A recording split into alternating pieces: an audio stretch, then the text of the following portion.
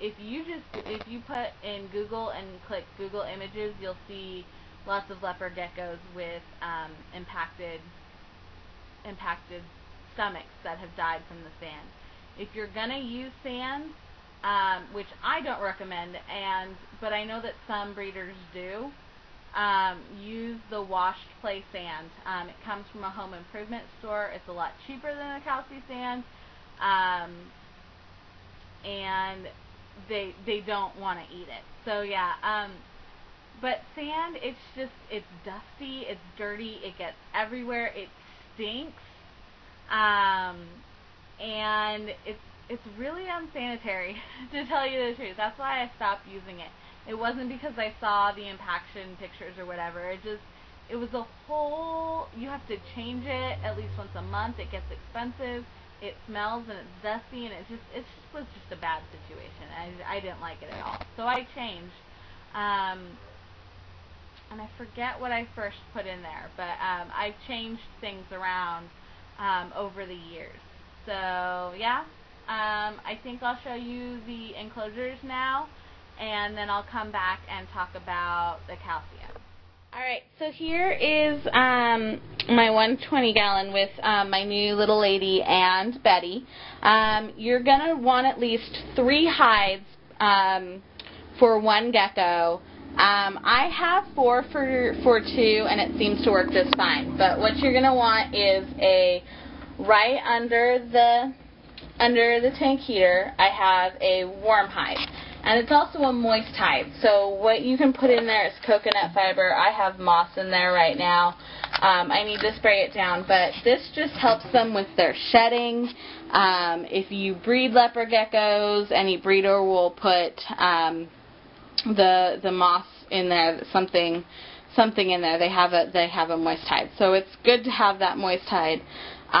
So moss, coconut fiber in the hide is fine. Perlite, I believe, and verticumite also people use. But the moss just comes from, and wet paper towels. So wet paper towel would probably be the easiest and the cheapest.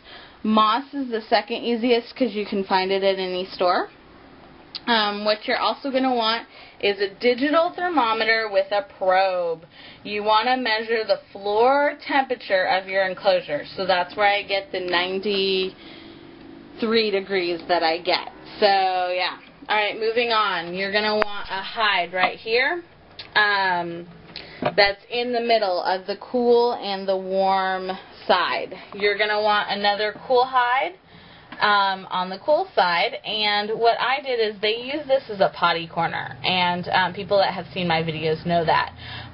So what I do is on their potty corner I put a piece of toilet paper, which is easy cleanup for me, and I don't have to keep cleaning the tank every week or every day. You're going to need a water bowl. You're going to need something to put mealworms in. They need a variety of insects. I really like mealworms the best. So yeah, this bowl right here is specifically made for mealworms, and I love it because the mealworms can't escape from it. So all of my enclosures have that. And then you're going to need a calcium dish. This is calcium with no D3, and I'll talk about that in a little bit. So yeah, so this is the girls' tank. Alright, over here I have Peanut's tank. And you can put right here, I don't know if you can see it. Oh, I guess you can't, it's a little dark. You can put decoration in their enclosures too if you want to. So yeah, so he's on Repticarpet and tile. He's got tile underneath the Repticarpet. I don't know why I put the tile back in. He was raised on Repticarpet, and when I had this tank available, I moved him in and put the tile down and put the Repticarpet too, and I don't know, it seems to work. He's enjoying it. This is Cleo's enclosure, and hers is probably the easiest and the cheapest setup. She's got, I don't have 3 hides for her yet, so I need to make her a new hide. And yeah, I know, don't say anything about that. But she's got her moist hide down here. It's got paper towels in it. It's just a deli cup with a hole cut out. And she's kind of got her warm, cool hide right here, and then she's going to need another one. She likes to hide underneath the paper, so that's kind of her her hide down there. And then two, she's got a bottle cap as her calcium dish. So that works just fine as well. A lot of this stuff I just, like my friend gave me this and this bowl right here. So, yeah, that's why she's got those. So yeah, let's go on to the calcium. Alright, so one more thing on the probes, the thermometers, is that the dial thermometers and the stick-on thermometers can be off as much as 20 degrees. So when you're dealing with temperatures, that can be quite a bit. So the cheapest and the easiest is the probe. There's also the heat gun as well. I'm back with Betty. So this isn't a new. It's a new Leopard Gecko from the first part of the video, but yeah, this is Betty. She's a little squirmy, so I gotta keep my eye on her more. But anyway, so calcium. Because they need calcium, leopard geckos tend to get metallic bone disease if they don't have calcium. She's squirming all over the place. So in their tank all the time, you're going to want calcium with no D3. And make sure that you read on the bottle that it has no D3 in it. This calcium stays in their tank 24/7. It can be in a bowl as simple as the bottle cap, or as elaborate as what I had in Betty's enclosure. So yeah, so this is very, very important. No D3. But you're also going to need calcium with D3. So two kinds of calcium. This one stays in their enclosure all the time without D3. Now, D3 is something that you get from the sun, and I think we get it too. I think it's vitamin D. And we get it from the sun. Reptiles get it from the sun as well. But these reptiles, they don't bask. So they're not going to get it from the sun, and they're not going to even get it from a UV bulb. So, but they need the D3 in order to process the calcium. Without D3, the calcium just goes right through their bodies, and they don't use it, but they need it. So in order to get the D3 that they need, we need to give them the calcium with the D3.